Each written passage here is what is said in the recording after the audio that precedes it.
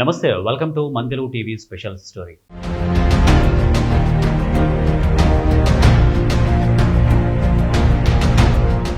తెలుగుదేశం పార్టీలో సీనియర్ నేతలు ఒక్కొక్కరు కనుమరుగవుతున్నారు, కనపడకుండా పోతున్నారు.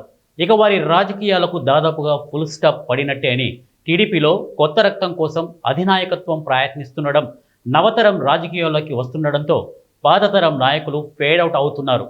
అటువంటి వారిలో హిందూపురం మాజీ ఎంపీ నిమ్మల కిట్టప్ప ఒకరు. ఉమ్మడి ఆంధ్రప్రదేశ్లో తెలుగుదేశం హయాంలో మంత్రిగా, తర్వాత పార్లమెంటు సభ్యుడిగా తిరుగులేని నేతగా తెలుగుదేశం పార్టీలో కొనసాగిన నిమ్మల ఆశలపై గత ఎన్నికలు నీళ్లు చల్లినట్లయింది. అత్యాశ ఆయన కోపం ముంచిందని, అసలుకే ఎసరు వచ్చిందన్న కామెంట్స్ కూడా పార్టీలో బాగా వినిపిస్తున్నాయి.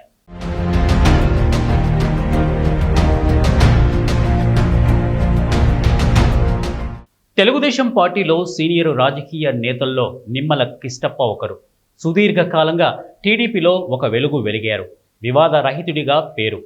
అధిష్టానానికి నమ్మిన బంటు. 1994, 1999లో అసెంబ్లీకి ఎన్నికైన ఆయన ఆయా వర్గాల అభ్యున్నతికి పాటుపడ్డారంటారు. అప్పుడే మంత్రి పదవి లభించింది. నాడు ఉమ్మడి జిల్లాలో తెలుగుదేశం పార్టీలో తిరుగులేని నేతగా పేరు పొందారు.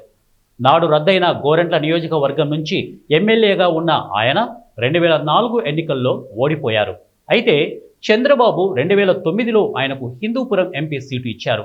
ఇక 2009, 2014 ఎన్నికల్లో హిందూపురం ఎంపీగా విజయం సాధించారు. గ్రూపులు, వర్గాల రాజకీయాలకు ఆయన చాలా దూరంలో ఉంటారని పేరు.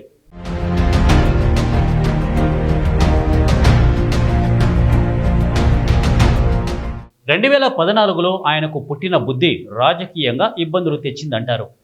తాను ఎంపీ బరి నుంచి తప్పుకొని అసెంబ్లీకి పోటీ చేయాలని భావించారు. ఎన్నికల్లో ఎలాగైనా అసెంబ్లీకి పోటీ చేసి మంత్రి అవ్వాలన్నది ఆయన ప్రయత్నం. అంతేకాదు, ఎన్నికల్లో తన రాజకీయ వారసుడిని కూడా రంగప్రవేశం చేయించాలని భావించారు. ఈ క్రమంలోనే జిల్లాలోని పెనుగొండ, పుట్టపర్తి నియోజకవర్గాలపై కాలు పెట్టారు. తన ఎంపీ నిధులతో ఆయన ఇక్కడ అభివృద్ధి కూడా చేయించారు. ఆ నియోజకవర్గాల్లోని టీడీపీ ఎమ్మెల్యేలకు ఎంపీ కిష్టప్పకు అసలు పడ్డం లేదు. పార్టీ అధినాయకత్వానికి నాడు నిమ్మల కిష్టప్పపై ఫిర్యాదులు కూడా చేశారంటారు.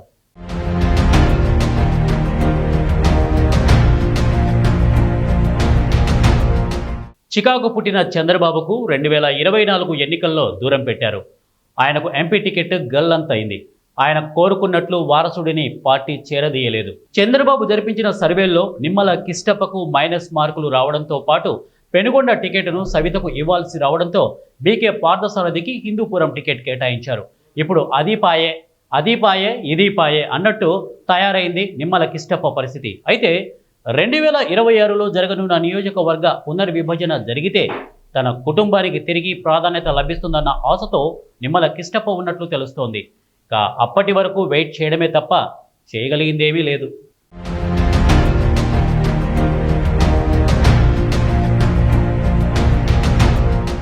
ఇది ఇవాల్టి మన తెలుగు టీవీ స్పెషల్ స్టోరీ. మరో స్పెషల్ స్టోరీతో మీ ముందుంటాను. అంటిల్ దెన్ కీప్ వాచింగ్ మన తెలుగు టీవీ న్యూస్.